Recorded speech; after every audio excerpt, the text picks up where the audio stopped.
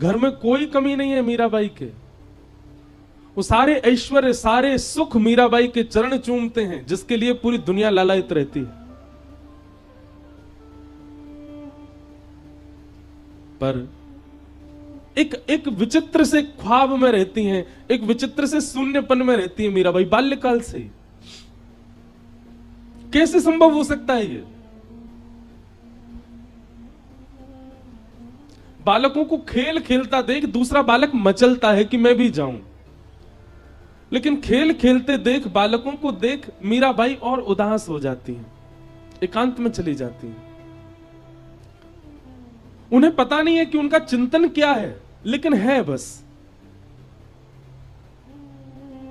और ये उस समय की बात है जिस समय पर मीराबाई के ना तो कोई गुरु है, ना कोई आचार्य है, ना कोई पथ प्रदर्शक है। छोटी सी है मीराबाई। मीरा चरित्र को देख करके ऐसा अनुभव होता है, यह पूर्व की घटना। वो तो सबको पता ही है कि वही माधवी के रूप में ठाकुर जी की लीला में गोपी थी। पर यह बात प्रमाणित मान लीजिए, अपने संपूर्ण जीवन काल में, हम गर्जना करते हुए अपनी सारी कथा में कहते हैं, संपूर्ण जीवन काल में एक बार भी भूल से ही सही श्री कृष्ण यदि प्रिय लग गए हों आपको, तो यह मान लीजिएगा कि आपका कोई पूर्व संबंध तो है उनसे। बाबा, हम आप तो उनमें ही लगे हुए हैं। कई लोग कह रहे हैं, महाराज जी आके बोले इंद्रेश जी ना सो रहे हैं, ना सोन दे रहे हैं किसी को। मैंने तो रोके ना है, आप जाओ सो जाओ। और कल तो भावों की तरंग खूब उठ रही थी, लेकिन लाल जी की इच्छा जैसी रही। नहीं तो कल तो महाराज जी 5 रास के वर्णन करने थे, तो मैंने की 7 तो यहीं बज जाएंगे। 7, 8, 9 बज, एक ही रास जल विहार को यदि प्रसंग छेड़ देते ठाकुर जी के, तो वही में ही निकल जाना हो पूरा समय। हमने तो रोके नहीं आप लोग, और ना हमने ज्यादा किसी को कही कि आओ, लेकिन आप सब एक रस, एक स्थिरता में सब बैठे थे। इतनी संख्या में कल वहां लोग आए हुए थे। और जब कथा चल रही थी तो नेत्र बंद करके मैं बोल रहा था, तो मुझे ये लग ही नहीं रहा था कि इतने लोग बैठे होंगे। बिल्कुल शांत मुद्रा में सब बैठे हैं। इस बात का प्रमाण है कि आप कभी ना कभी ठाकुर जी से मिले तो हो, कभी को संबंध तो है।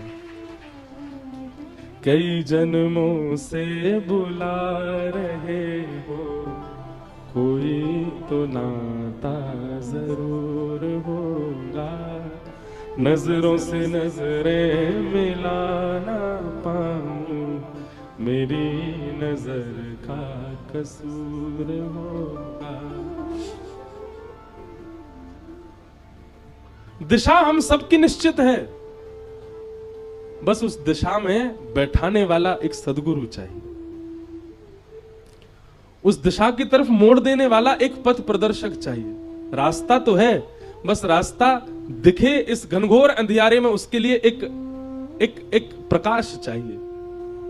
संसार के विषय रूपी अंधेरे में हम सब हैं, पथ हमारे सामने है, पर हम चल नहीं पा रहे। क्यों? क्योंकि प्रकाश नहीं है, गुरु जीवन में नहीं। मीराबाई शून्य रहती हैं, ना जाने किस चिंतन में रहती हैं। परिवार के लोग मीराबाई के सौंदर्य को देख करके आश्चर्यचकित होते हैं, पर उनकी स्थिति को देख करके और घनघोर चिंतन में चले जाते हैं। ये कैसी कन्या है, ना इसका खेल में रुचि, ना खिलौना खेलती है, ना खेल के साथ खेलती, कुछ नहीं करती, बस बैठी रहती है। और हां,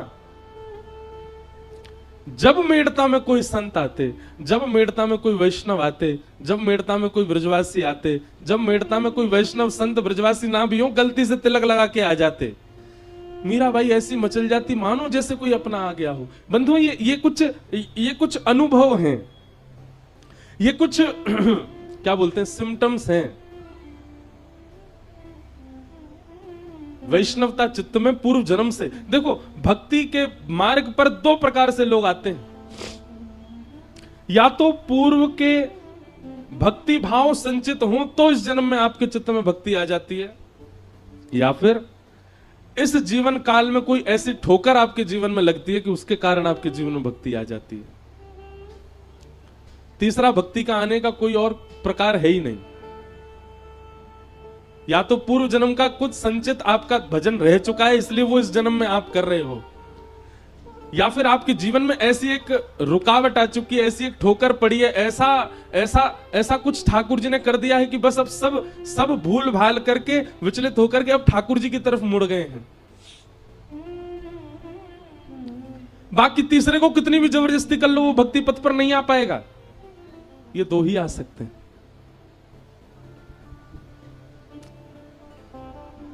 तो ये इस बात का प्रमाण है कि वैष्णव प्रिय लगते हैं, संत जन प्रिय लगते हैं, गैया प्रिय लगती है, ब्रज प्रिय लगता है, नाम प्रिय लगता है, लीला प्रिय लगती है, रूप प्रिय लगता है, धाम प्रिय लगता है। तो इस बात का प्रमाण है कि ठाकुर जी को आप प्रिय लगते हो, इसीलिए वो प्रियता उत्पन्न हो रही है।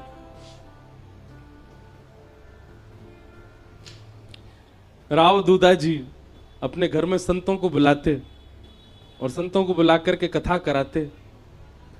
मीराबाई जाकर के, भैया यहां किसी से बोल दी, उन्हें धीरे बोल लें।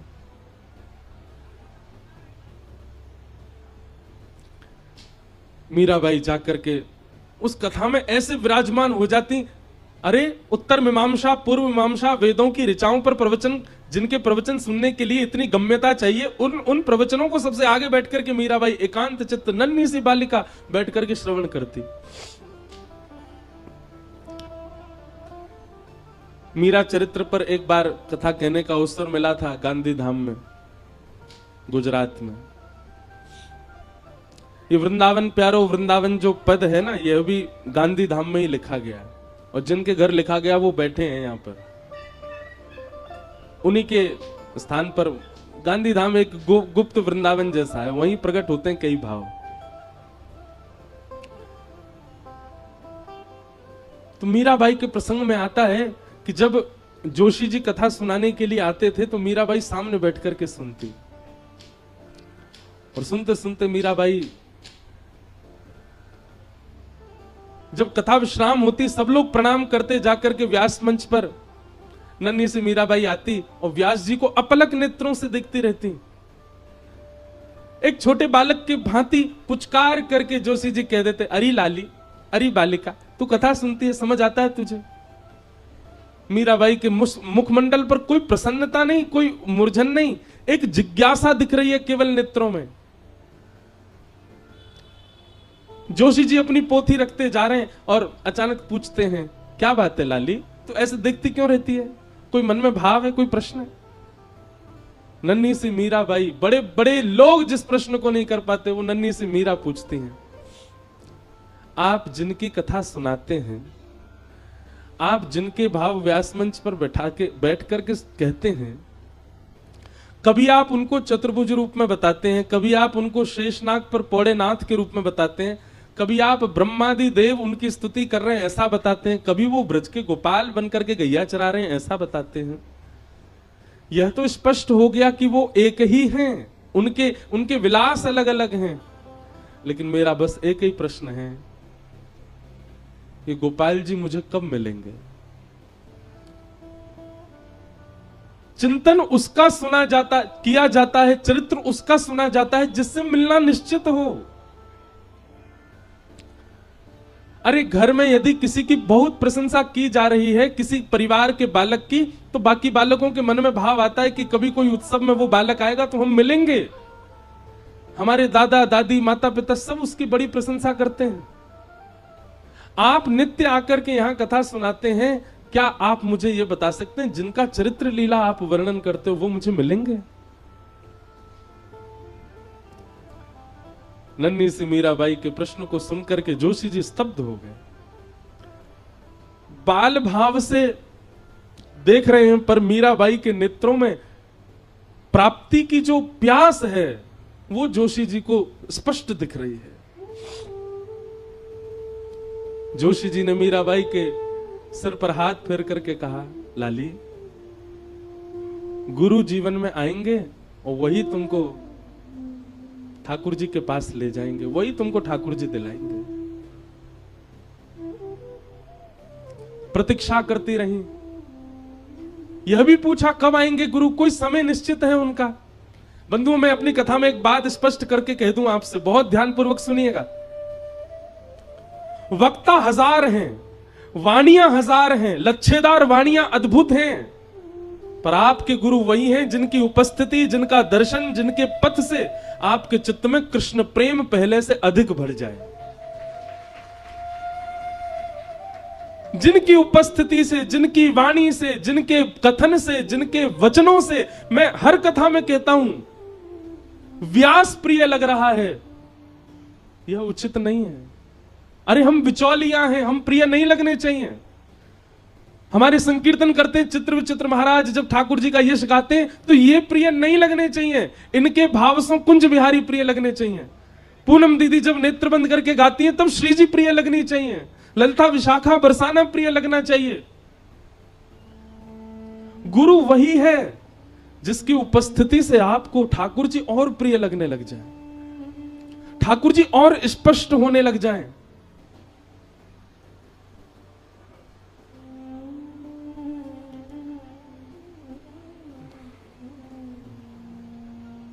अरे दुनिया में बहुव्यंजन बनते हैं, कहीं इटालियन बन रहा है, कहीं मैक्सिकन बन रहा है, कहीं पर साउथ इंडियन बन रहा है, कुछ बन रहा है, पर भोजन वो उचित जो आपके भूख को मिटाता हो। और कई बार नहीं, हर बार वह भोजन मां के हाथ की सामान्य रोटी और दाल ही होती है। भोजन अति विशिष्ट नहीं चाहिए, भूख मिटनी चाहिए। गुरु वह है गुरु वही जो हरि सौ मिलावे, गुरु वही जो हरि की राह दिखा दे, और गुरु वही जो सब छड़ वृंदावन बसा दे, वही गुरु है। और क्षमा कीजिएगा, ऐसे गुरु आपके ढूंढने से नहीं मिलेंगे, ऐसे गुरु आपको ढूंढेंगे, उनकी वाणी आपको ढूंढेगी। और कैसे ढूंढेगी? निद्रा हो, सुसुप्ति हो, स्वप्न हो, स्नान हो, खान हो, चलना हो, डोलना हो, हंसना हो, रोना हो, हर स्थिति में उस गुरु के कोई वाक्य गूंजते रहेंगे चित्त में। उन गुरु का चिंतन आता रहेगा पुनश्च पुनः आपके चित्त में। घर में विवाह का प्रसंग है, सब नाच रहे हैं, गा रहे हैं, पर आपके चित्त में एक क्षण के लिए इस सब प्रसंग के बीच में भी आपके गुरु का उनका स्मरण हो गया, जिनसे आप वृंदावन मिलके आए थे। उनका स्मरण हो गया जिनकी बैठे बैठे आपने कथा सुन ली थी। रात्रि स्वप्न में या निद्रा में उनकी स्मृति हो रही है, जिनके वचनामृत सुनकर के आप अपनी तन की स्थिति भूल गए थे। घर में अत्यंत शोक का समय है, सब व्याकुल चिंतित हैं, पर उस बीच में भी उनके कोई वाक्य आपको याद आ गए और आप उसमें भी वही गुरु हैं। हमारे पूज्य पूनम दीदी के गुरुदेव सन्मुख विराज रहे हैं। महाराज जी आपको बार बार धन्यवाद, आपके श्री चरणन में बार बार प्रणाम करें सब लोग। आपकी कृपा से हमारे व्रज धाम को अखंड पूर्णिमा प्राप्त भई।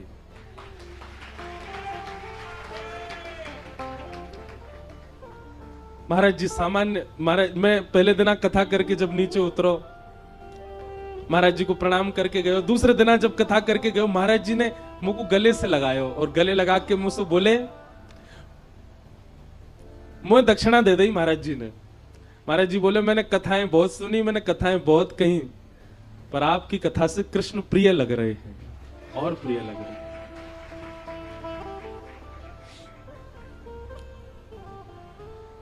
मेरो तो पहली बारी महाराज जी के दर्शन को सौभाग्य प्राप्त भयो। और पूज्य महाराज जी मुझको दीदी बता रही कि महाराज जी श्री जी के भाव के लिए खूब वो समय कैसा रहे होगा महाराज जी, जब किशोरी जी को प्रसन्न करने के लिए जब नृत्य करते होंगे, उनके सामने भाव गायो करते होंगे। महाराज जी के चरणन की नूपुर की जो ध्वनि हती, उनमें से एक ध्वनि श्री पूर्णिमा जी हमको प्राप्त भई गई। ऐसे हमारे पूज्य श्री महाराज जी को तो नाम अद्भुत है, पर आपको जो निकुंज को नाम है श्री रंगीली सखी पूज्य महाराज जी, आपने ही हमारी दीदी को ऐसो बैठा दियो कि अब इनको श्री जी दिखे सब जगह। हम दीदी की प्रशंसा नहीं कर रहे हैं उनके मुख पे, पर मैं आज आपसे भी कक्ष में कह रहा था कि ठाकुर जी ने अपने भक्तों के जितने लक्षण बताए वो सारे लक्षण दीदी में घटते हैं। ताली मत बजाओ, सुनो, और ने ये प्रयास करो कि ये भाव हम में भी आवे। ठाकुर जी से किसी ने कहा, आपकी महिमा तो सब बताते हैं, आपका रूप तो सब बताते हैं, आपके भक्तों का रूप आप बताओ। ठाकुर जी बोले, सुनो, वाग्गदगदा द्रवते यस्य चित्तम रुदत्य भिक्षणं हसति क्वचिच्च विलज्ज उद्गायत नृत्यते च मद्भक्ति युक्तो भुवनम पुनातु। भगवान कह रहे हैं पहला लक्षण क्या है? बोलते बोलते बोलते जिसका गला रुक जाता हो। किसी ने पूछा क्या हो गया? श्री जी की कृपा की स्मृति आ गई, ठाकुर जी की कोई लीला याद आ गई, कंठ अवरुद्ध हो गया। भगवान कहते हैं बोलते बोलते जिसका गला भर आता हो, मेरे भक्त का पहला लक्षण। द्रवते यस्य चित्तम, जिसका चित्त मेरी लीला का कोई किंचित मात्र भाव कह दे, जिसका चित्त उसमें ही भर आता हो, मेरे भक्त का दूसरा लक्षण। और रुदत्य भिक्षणम,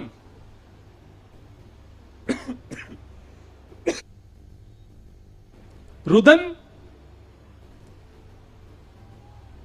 अत्यंत रुदन। मैं कई प्रसंग तो जानबूझ करके नहीं बोलता, क्योंकि सामान्य प्रसंग बोलने पर आपकी स्थिति इतनी ऐसी हो जाए। सब लोग मुझे बोले, महाराज जी आप कथा करके गए, हमको 1 महीना लगा दीदी को संभालने में। आज कथा विश्राम है रही है, कल मोको भोपाल निकलना है। अब मैं इस असमंजस में हूं कि मैं कैसे जाऊं गिरिराज जी से। क्यों? क्योंकि गए हो तो दीदी तो बहुत व्याकुल है। रुदत्य भिक्षणम, ठाकुर जी कह रहे हैं, और फिर हसित रुदत्य भिक्षणम हसती क्वचिच्च। और एक बात याद रखना, बहुत भाव में रहने वाला, बहुत कृष्ण विरह में रुदन करने वाला, वो हंसता भी बहुत है। जब हंसी में आता होगा तो भाई कोई रोक ना पाता होगा। हसती क्वचिच्च। और तीसरा 1 2 3 4 लक्षण हो गए। 5वां लक्षण ठाकुर जी कह रहे हैं, विलज्ज उद्गायत नृत्यते च। निर्लज्ज होकर के, विलज्ज होकर के जो मेरा संकीर्तन करता हो, और जब नृत्य करने पर आवे तो यह भी विचार ना करे कि कौन देख रहा है, कहां से मेरे वस्त्र उधर रहे हैं, कहां क्या मैं क्या नृत्य कर रहा हूं, मेरे रूप की भंगिमा कैसी बन रही है, मेरे केश खुल रहे हैं, ये सब विचार भी उसको ना होता हो। भगवान कहते हैं ये लक्षण जिसमें हूं मद्भक्ति युक्त हो, वो मेरा भक्त है। और ये सारे लक्षण हमारी पूनम दीदी में दिखाई देते हैं। ये सब भाव है, और ये इन सब में इनका कोई बल नहीं है, इनकी कोई योग्यता नहीं है, इनकी कोई गम्यता नहीं है। सब कृपा इनके गुरुदेव की। इनके गुरुदेव प्रसन्न होकर के इनको देख लेते हैं, उसी से ही दीदी का इतना भाव बन जाता है। मीराबाई को भी यह प्रतीक्षा है कि मेरे गुरु कब आएंगे। और तभी आगमन हुआ आपके नगर में श्री रैदास जी का। प्रवचन कर रहे हैं व्यास मंच पर बैठ करके, और बगल में जैसे कल गिरधर लाल जी बैठे थे, ऐसे ही एक आसन के ऊपर उनके श्री ठाकुर जी गिरधर गोपाल बैठे हैं।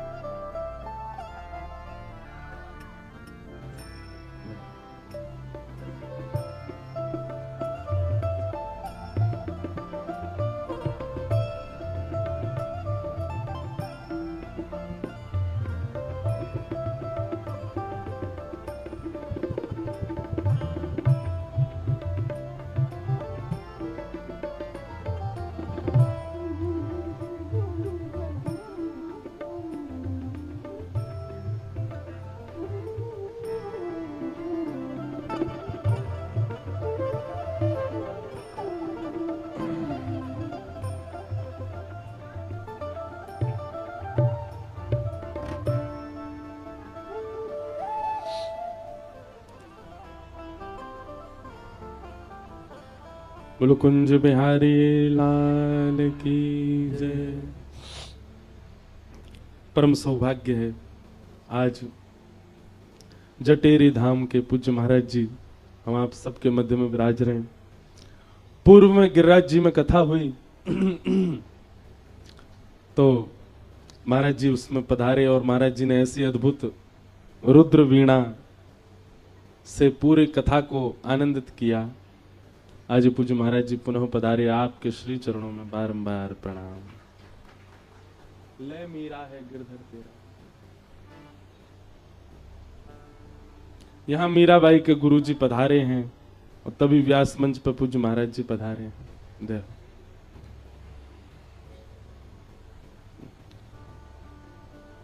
मुझ पहना दे महाराज जी।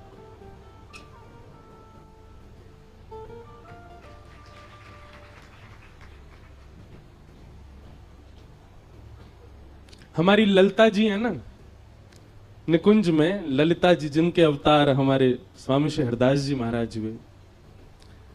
किशोरी जी की सखीन में ललिता जी बड़ी भोरी हैं, बहुत सीधी। किशोरी जी से वो ज्यादा भोरी हैं।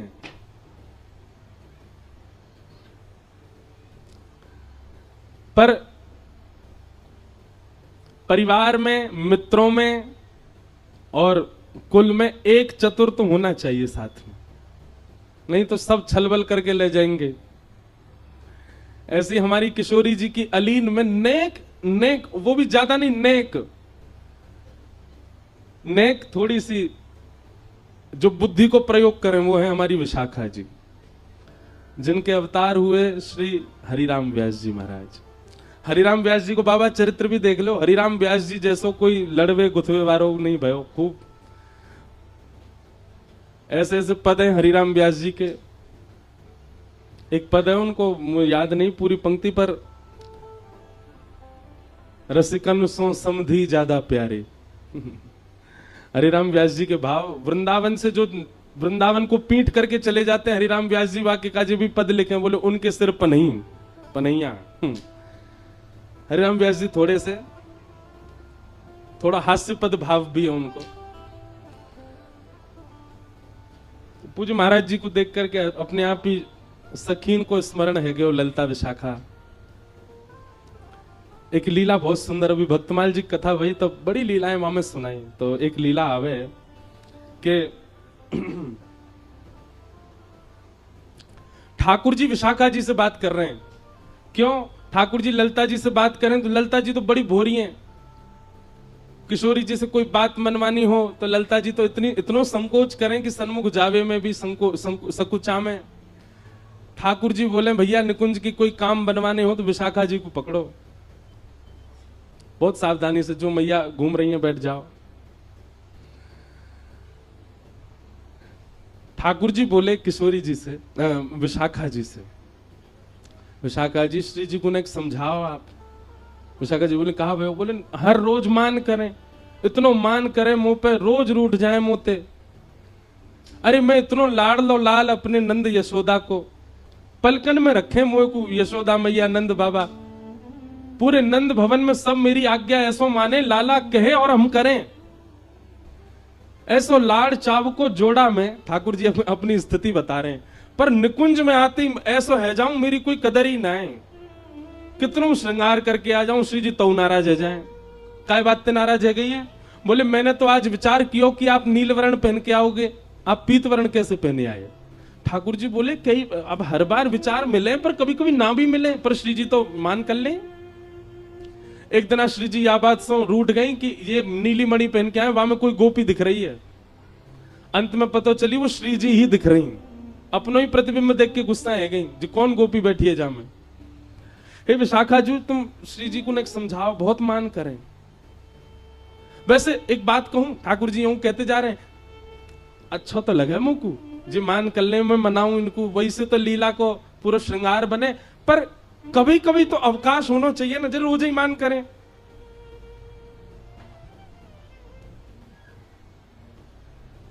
विशाखा जी बोली ठीक है, तो हम कछु करेंगी। वो ठीक है।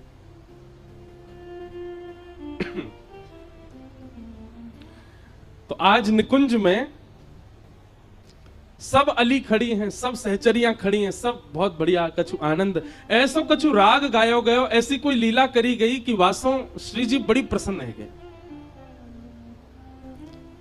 और इतनी प्रसन्न भाई, इतनी प्रसन्न है कि प्रसन्न है करके सेज पे बैठी बैठी श्री जी कहें, आज तो भैया तुम सबरी कछु मांग ले, जो मांगोगी सो दूंगी। श्री जी की पहली बार ऐसी स्थिति ना है। श्री जी तो कभी भी ये कह दें कछु मांग लो, पर सखीन को स्वभाव है कि वो श्री जी से कभी कछु याचना ना करें, बस एक ही याचना करें कि सदा अपने श्री चरण कमले में किशोरी मोहे अपनी से कर लीजिए। हे श्यामा जी, आप बस अपनी बना के रख लो, यही हमारी कामना, और हमें कुछ नहीं चाहिए।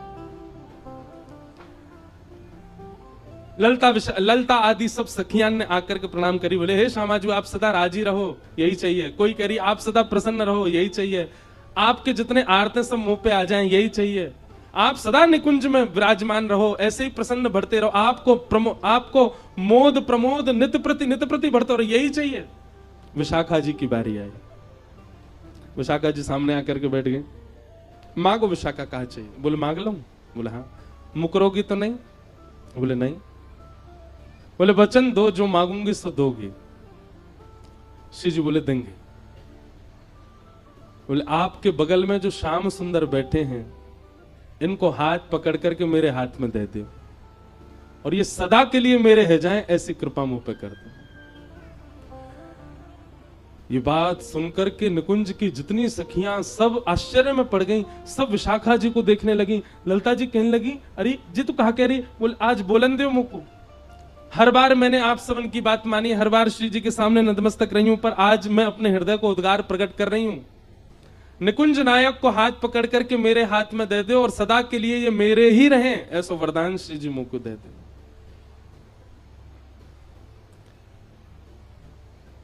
श्री जी स्तब्ध हो गए। तुरंत अपने आसन से खड़ी है गई, और बगल में विराज रहे श्याम सुंदर भी अपना हाथ खींच रहे हैं। और विशाखा जी से कहने, अरे विशाखा जी ये सब करवे की थोड़ी कही मैंने, जी कहा कर रही हो आप? विशाखा जी बोली, तुम शांत रहो, तुम्हारी बात नहीं जी, मैं अपने मन के भाव कह रही हूं। किशोरी जी ने तुरंत हाथ पकड़ करके विशाखा जी के हाथ में दे दियो, और विशाखा जी को उठा करके निकुंज के सिंहासन पर बिठा दियो, और स्वयं चमर लेकर के डुराने लगी। क्यों? निकुंज नायक के बगल में जो उनकी बैठे वही निकुंज की नायिका है। ये दृश्य देख करके, यह छवि देख करके सब सखियां रुदन करने लगी। अरे विशाखा जी तू कैसी लीला कर रही है? तू कहां कर रही है? तू स्वामिनी जी को श्रम दे रही है। सब बोलते रहे, पर विशाखा जी तुरंत बैठ गई ठाकुर जी को हाथ पकड़ के, और जैसे सिंहासन पर बैठी, सिंहासन पर बैठ करके श्री जी की अदा में विशाखा जी बोल रही हैं,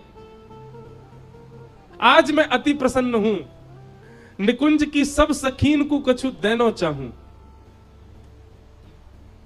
सब सखियां नंबर से आ रही हैं, विशाखा जी सबको कछु ना कछु प्रदान करती जा रही हैं। चमर डोरा रही, श्री जी के हाथ पकड़े और के सन्मुख आई। सन्मुख आकर के श्री जी से कही, मैं आपसे बड़ी प्रसन्न हूं। अब निकुंज की नायिका बन गई ना, या हमारी याद तरीका के शब्द बोल रही हैं। मैं आपसे बड़ी प्रसन्न हूं, आपने प्रसन्न है करके जिनको मुंह को दान किया है, अब वो वस्तु मेरी है चुकी है। मतलब श्री कृष्ण को दान आपने मुंह को किया, अब ये मेरी वस्तु है, और इस समय मैं निकुंज की नायिका हूं, तो या भाव से मैं अपनी वस्तु आपको प्रदान कर रही हूं। सदा इनको ध्यान रखियो, कभी कोई आंच इनके ऊपर नहीं आवे। और मेरी आपसे एक ही इच्छा है, कहा मेरी वस्तु जो मैं आपको प्रदान कर रही हूं, इन पर कभी मान मत करियो। मेरी वस्तु है, मेरी वस्तु पे आप मान कैसे कर सको? विशाखा जी चाहती तो सीधी किशोरी जी से प्रार्थना कर लेती कि आप ठाकुर जी पे मान मत करो, पर ये विशाखा जी ने ऐसी लीला करी कि सिंहासन पे बैठ के ठाकुर जी अपने कर ली, और अपने करके अब किशोरी जी से कह रही हैं, अब मैं अपनी वस्तु आपको दे रही हूं, तो दूसरे की वस्तु पे मान करने को अधिकार नहीं है। हे किशोरी जी, मैं अपनी हृदय की वस्तु जो आपने मुझको दी वही मैं आपको प्रदान कर रही हूं, मेरी वस्तु को ध्यान रखियो, और आपको हर भाव को अधिकार है, पर अब मान मत करिए। मेरी वस्तु पे मान मत करियो। कावदना मुझको पता नहीं चल जाए कि श्याम सुंदर आज रूठे बैठे। किशोरी जी ने विशाखा जी को हृदय से लगा लियो। इतने में ही देखे सिंहासन पर ठाकुर जी कहाँ गए, नीचे देखी तो पौड़े हुए चरणन में। जय हो विशाखा जी, बढ़िया तुमसे बात करी। मैंने कहा लीला रचाई तुमने, ऐसा करके अरे सीधे ही कर देती, पर नहीं, आपकी बुद्धि को प्रणाम है। पहले मैं अपनों कर लियो, अपनों करके फिर किशोरी जी को देके कह रही अब इन पर मान मत करियो, जो मेरे वस्तु है। ऐसे सखीन को हम प्रणाम करें, ऐसी गोपीन को हम प्रणाम करें, जिन्होंने ठाकुर जी अपने वश में कर लिए। महाराज जी को देख के अचानक स्मृति सी आई कि सखीन को प्रणाम कर लियो जाए। तो मैं निवेदन कर रहे हो भैया कि गोपी भाव यानी कि वह प्रेम की स्थिति, जिस प्रेम की स्थिति की गम्यता में हम विचार भी नहीं कर सकते, वह प्रदान करने की सामर्थ्य ना ही किसी यज्ञ में है, ना ही किसी तप में है, ना ही किसी जप में है, ना ही ब्रजवास में है, ना ही दुनिया भर के सब क्रियाकलापों में है।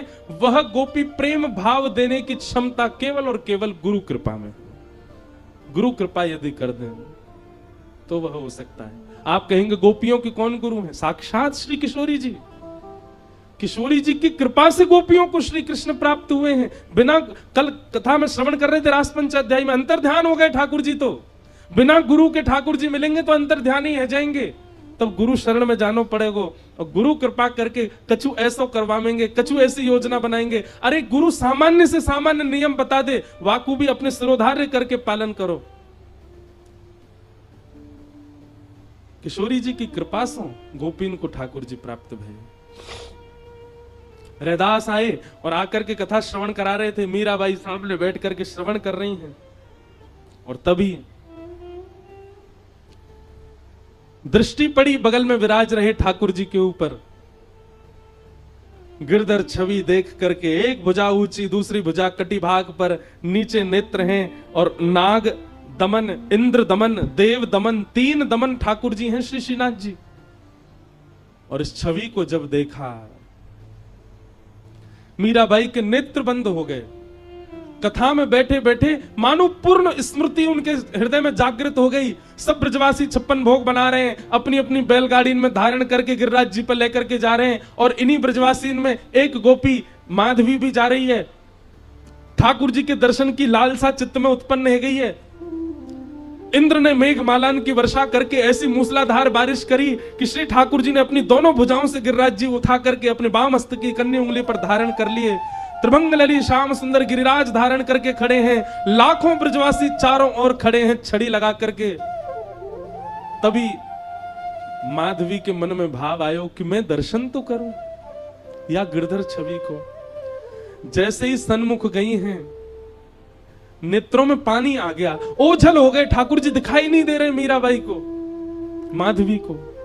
ये सब मीराबाई को चिंतन हो रहा है। और चिंतन करती करती सामने बैठी हुई नन्ही सी मीरा रुदन कर रही है। रोते विलखते गई है ठाकुर जी के पास। मुझे आप दिख नहीं रहे हो नाथ, आपकी आकृति अनुभव हो रही है पर आपका रूप दिख नहीं रहा है, कृपा करो मुझे दिखाइए ना आपका रूप। ठाकुर जी बोले, माधवी प्रतीक्षा कर, एक युग की प्रतीक्षा कर। गिर पड़ी माधवी धड़ाम। बोले, 1 वर्ष, 1 महीना, 1 हफ्ता, 1 घंटा, 1 दिन की प्रतीक्षा दी जाती है नाथ, 1 युग की प्रतीक्षा कौन देता है? ठाकुर जी कह रहे हैं, जितनो ताप, जितनो संताप, जितनो विरह, जितनी व्याकुलता, उतना प्रेम प्रगाढ़। कलयुग में मैं अन्य गोपियन से नहीं मिलूंगा, या युग में मैं 3.25 साढ़े 3 करोड़ गोपियन के संग रास विहार करूंगा। पर कलयुग में तो एक ही गोपी आवेगी और वही से रास विहार करूंगा, वो होगी तू। वाके काजे 3.5 करोड़ गोपियन को विरह तू को सहनो पड़ेगा। और व्याकुल रहती रहती माधवी 1 युग प्रतीक्षा करके अब मीरा बन के आई है। और आज जैसे ही वह स्वरूप देखा, स्मृति आ गई। ठाकुर जी ने पहले ही संकेत किया था, संत के माध्यम से, गुरु के माध्यम से तेरे जीवन में आऊंगा मैं। मेरे रूप को देखते ही तो को पूर्व जन्म की सबरी स्मृति है जाएंगी। दौड़ करके गई मीरा, देख नहीं रही है रैदास जी को, बस चरण पकड़ रही है, देख वहीं रही है ठाकुर जी की ओर, और कह रही है नाथ ये मेरे गोपाल जी हैं, ये मेरे ठाकुर जी हैं। सब लोग अचंभित हो गए परिवार के, ये क्या हो रहा है। और मीराबाई बस कुछ भी बोले जा रही है। इनने गिरिराज जी उठा लिए, अरे बामस्तकी कन्नी उंगली पर उठा लिए, सब छड़ी लेकर के खड़े। मैंने इनसे प्रार्थना करी मुकु दिख जाओ, नहीं दिखे मुकु एक युग की प्रतीक्षा करवाई है इनने। मैं मटकी भरवे गई, वो चाय वे आ गए मेरे सामने, मेरे समान लंबे है गए। इनके सखा सु मेरो ब्याह भयो, पालकी में घुस गए मेरी में। कैसी दुर्भाग्यशालिनी में मेरे सामने बैठ करके मुझसे कह रहे अपना रूप दिखा दे, मैंने नहीं दिखायो। बहुत वर्षन की प्रतीक्षा के बाद मेरे जीवन में आए। आपसे आज्ञा लेना चाहूं, इनको मुकु दे दो। आज मुझे किसी ने ये प्रश्न भी पूछा है, अब यह भी एक संयोग है कि उसने यही प्रश्न किया कि किसी और की सेवा के ठाकुर जी मुझे इतने भा रहे हैं, किसी और की सेवा के ठाकुर जी मुझे इतने प्रिय लग रहे हैं, मैं क्या करूं महाराज जी। उनसे मांगू, उनसे कहूं तो कोई अपने ठाकुर जी कैसे दे, पर उनके ठाकुर जी स्वप्न में आते हैं, उनके ठाकुर जी चिंतन में आते हैं। हमारी बात बहुत ध्यान से सुनो, इस लीला से यह स्पष्ट हो जाएगा।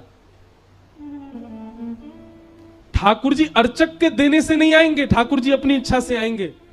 गोपाल भट्ट गोस्वामी के ठाकुर जी कितने करोड़ों लोगों के हृदय के सम्राट बने बैठे, राधा रमन लाल।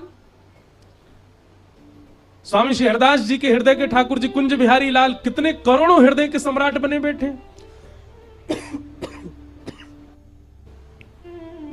और किसी के अर्चना के ठाकुर जी आपके स्वप्न में आ रहे हैं, तो अब आपको और क्या चाहिए। प्रत्यक्ष तो ठाकुर जी को आना होगा तो आ ही जाएंगे, लेकिन आप कभी अर्चक से जाके याचना मत कर देना कि अपने ठाकुर जी दे दो। अरे अर्चक से पूछो कितने भाव से अपने ठाकुर जी को सजाता है, कितने भाव से ठाकुर। हमारे गिरधर लाल, कितने लोग श्रोता कथा में ऐसे आते हैं, उनको यूं लगे इनको लेके भाग जाए हम, लेकिन जादना ऐसा कोई ने प्रयास भी कर लियो, मेरो का होएगा, मेरे तो प्राण बसे उनमें। मीराबाई के चरित्र में सुनो क्या हुआ। यहां रैदास जी रो रहे हैं, अरे कोई या कुछ संभालो, बालिका को जी कहा कह रही है, मेरे गोपाल जी को यूं कह रही है मेरे हैं। मीराबाई प्रार्थना कर रही है, बोले नाथ मैं आपसे लड़ना ना चाहूं, झगड़ना आपसे छीनना ही रही हूं, पर इनके वचन को आपको बता रही हूं। इनने मुझसे कही कि जो मेरे पास आएंगे, आपके माध्यम से आए हैं।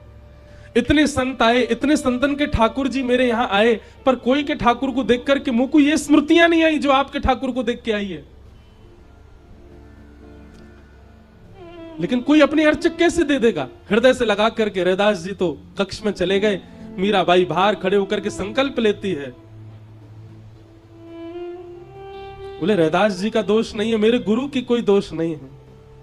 कन्हैया अब तुम्हारी इच्छा जाननी है, यदि वास्तव में आप मुझसे प्रेम करते हैं तो आप मेरे पास आएंगे, और केवल 3 दिन का समय दे रही हूं। 3 दिन में आप आ गए तो मान जाऊंगे कि आप मुझसे प्रेम करते थे, आपका जो वचन था वो सत्य था। और 3 दिन में यदि आप नहीं आए तो फिर जो होगा वो मुझे स्वीकार है, अगर मेरे प्राण भी निकल जाएं तो मुझे स्वीकार है।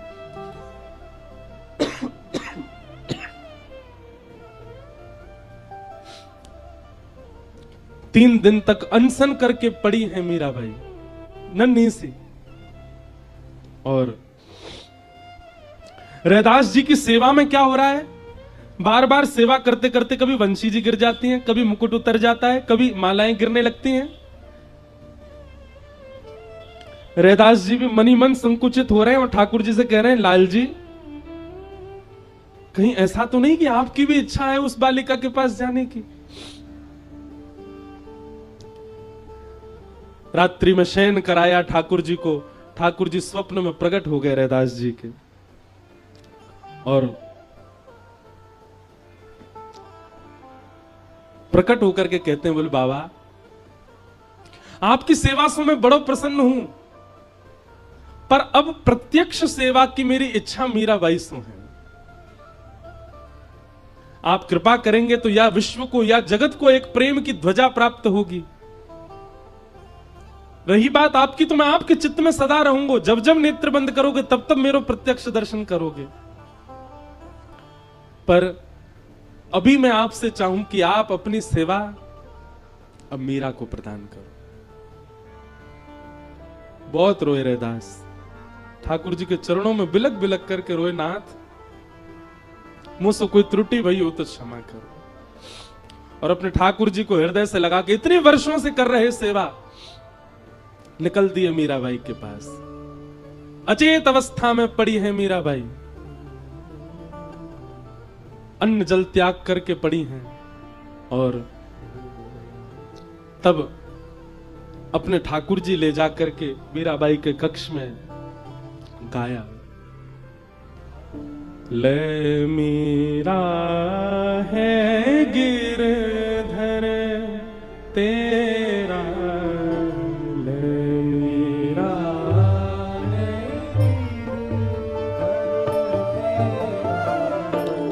ले मीरा है गिरधर तेरा,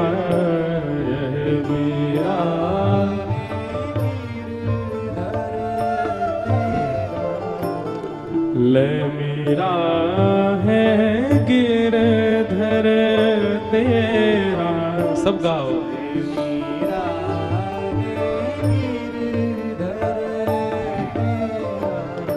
सेवा पूर्ण भई अब मेरी, सेवा पूर्ण भई अब मेरी, सेवा पूरी भई अब मेरी, सेवा पूरी भई अब मेरी, जागा भाग्य है तेरा, ओ जागा भाग्य तेरा, बेटी ले मीरा है गिरधर तेरा, ले मीरा है गिरधर तेरा। कैसे है ना ठाकुर जी, एक को इतना संयोग देकर के और अचानक वियोग में डाल दिया, और एक को एक युग का वियोग देकर के अचानक संयोग प्रदान कर रहे हैं। इसीलिए तो प्रणय गीत में गोपियां कहती है, मई वम विभोर हति भवान गति तुम नृशंसम संत्यज्य सर्व विषयाम स्तव पाद मूलम। नाथ, आप नहीं समझ पाओगे भक्त कितनी पीड़ा में जाकर के आपको प्राप्त करता है। आप तो भोक्ता हो, भोजन करना जानते हो, बनाने वाले को पता होता है कितनी श्रम से भोजन बना है। पर भैया या में कछु और उपाय है ना सके। ठाकुर जी को ये स्वभाव है, एक को संयोग दे रहे हैं तो किसी को वियोग दे करके आए हैं, और जिसको संयोग दिया है ज्यादा दिन टिकवे वाले ना है, वियोग देंगे। मेरा कहने का आश्रय ऐसा नहीं कि ठाकुर जी चले जाएंगे, वियोग किसी भी रूप में दे सकते हैं। जरूरी नहीं है कि पास रहने वाले का सदैव संयोग, कई बार पास रहने वाले का भी वियोग रहता है चित्त में। सेवा बड़े भाव सो करियो, सेवा बड़े भाव से करियो। मीराबाई को समझा रहे हैं, सेवा बड़े भाव सो करियो, सेवा बड़े भाव से करियो। नैन लगइयो नेहा, ओ नैन लगइयो बेटी ले मीरा है गिरधर तेरा, ये मीरा है गिरधर, ले मीरा है गिरधर तेरा, ले मीरा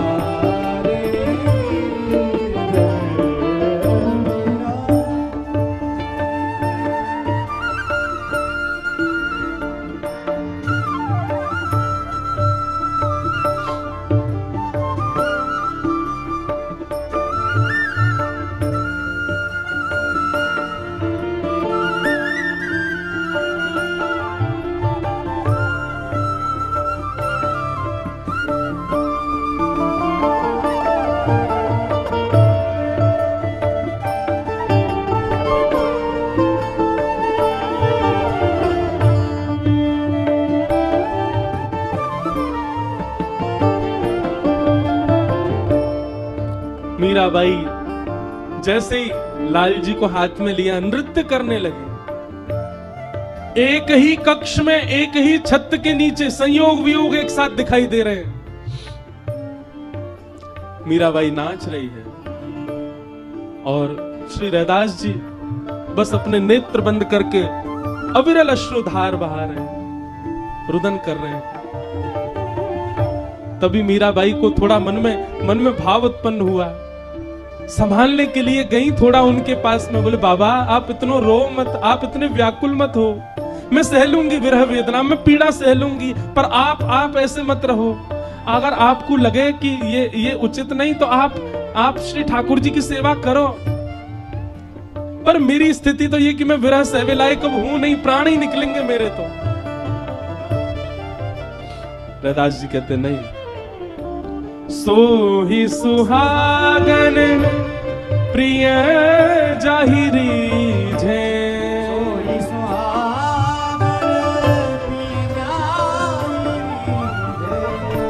सो ही सुहागन प्रिय जाहि रीझे,